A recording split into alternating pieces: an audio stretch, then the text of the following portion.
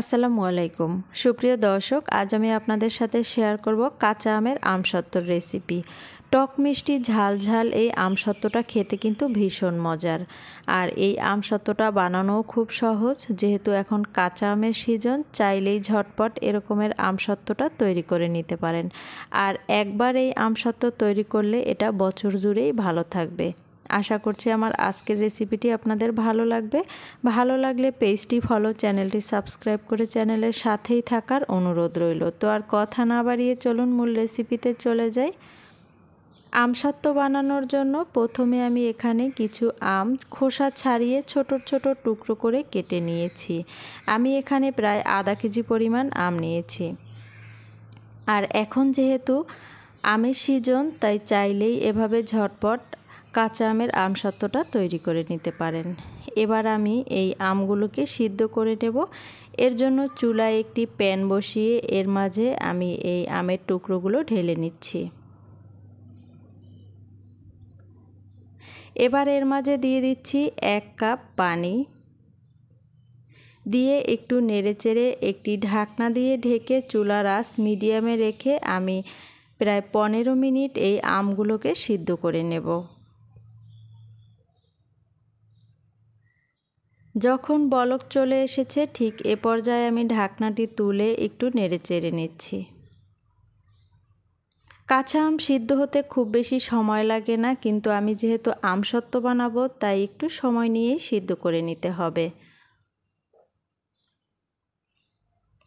দেখুন, আমটা পুরোপুরি সিদ্ধ হয়ে গেছে। আর আমি কিন্তু চুলার আঁচ মিডিয়ামে রেখেই এই আমগুলোকে সিদ্ধ করে নিয়েছি। এখন আমি একটু নেড়েচেড়ে মিশিয়ে নিচ্ছি।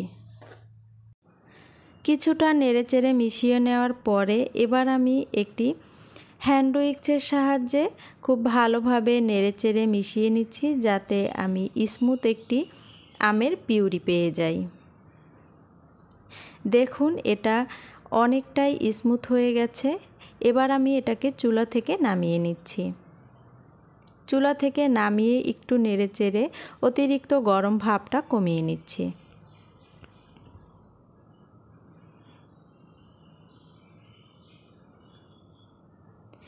এবার আমি এরকমের একটি স্ট্রেনারের ওপরে আমি এই আমের মিশ্রণটা দিয়ে আমি স্মুথ একটি পিউরি বের করে নিচ্ছি।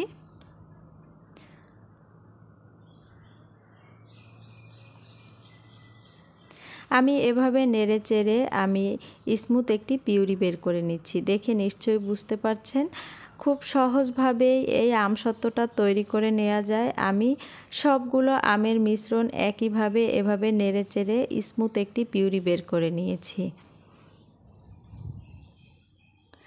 আমার পুরোপুরি পিউরিটা বের করে নেওয়া হয়ে গেছে। এবার আমি এটাকে একটি প্যানের মাঝে ঢেলে নিচ্ছি। ঢেলে আমি এবার এটাকে চুলায় বসিয়ে দিচ্ছি। এবার আমি এর মাঝে দিয়ে দিচ্ছি 1 কাপ পরিমাণ চিনি।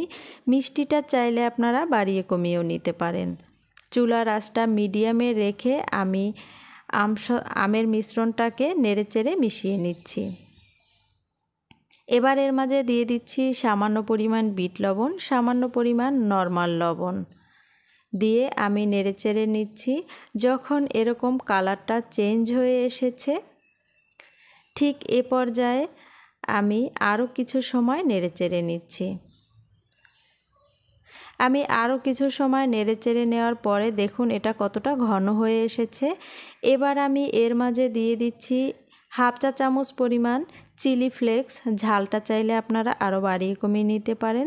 দিয়ে দিলাম হাফ চা চামচ পরিমাণ পাঁচফোড়ন, দিয়ে আমি আবারও কিছুটা নেড়েচেড়ে মিশিয়ে নিচ্ছি। আর আমার এই আমের মিশ্রণটা কিন্তু অনেকটাই ঘন হয়ে এসেছে, তাই আমি এটাকে খুব বেশি জাল করব না। এবার আমি এটাকে চুলা থেকে নামিয়ে নেব।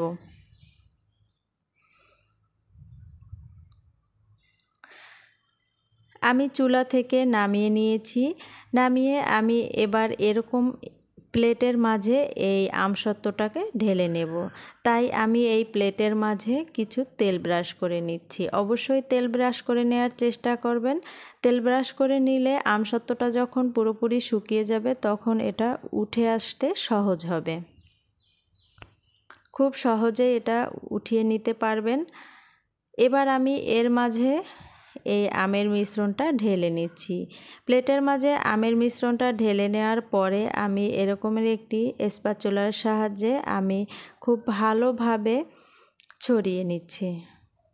আমি একইভাবে দ্বিতীয় প্লেটটায়ও আমি আমের মিশ্রণটাকে ছড়িয়ে নিচ্ছি।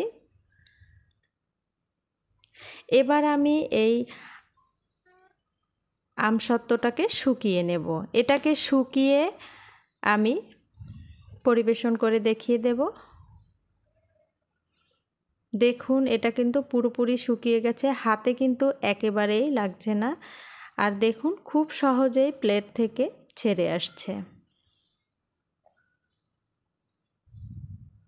আমি এই আমসত্ত্বটাকে রোদে 2 দিন শুকিয়ে নিয়েছি। আর এখন যেহেতু প্রচণ্ড রোদ, চাইলে 1 দিন 2 দিনের মধ্যেই এই আমসত্ত্বটা শুকিয়ে যাবে। এবার আমি কেটে নিচ্ছি। আপনারা আপনাদের পছন্দ মতো কেটে নেবেন। আমি এভাবে লম্বা করে কেটে নিচ্ছি। আপনারা চাইলে ছোট ছোট করে ম্যাঙ্গো বারের মতো করেও কেটে নিতে পারেন। দেখুন এটা দেখতে কতটা লোভনীয় হয়েছে, আর খেতেও কিন্তু ভীষণ মজার হয়েছে। চাইলেই ঝটপট এভাবে আমসত্ত্ব ঘরে বসে তৈরি করে নিতে পারেন। আর এই আমসত্ত্বটা কিন্তু আপনারা বছর জুড়েই সংরক্ষণ করতে পারবেন। আশা করছি আমার আজকের রেসিপিটি আপনাদের ভালো লেগেছে। ভালো লাগলে লাইক, কমেন্ট ও বেশি বেশি শেয়ার করার অনুরোধ রইল। সবাই ভালো থাকবেন, সুস্থ থাকবেন। আজ এখানেই বিদায় নিচ্ছি। আল্লাহ হাফেজ।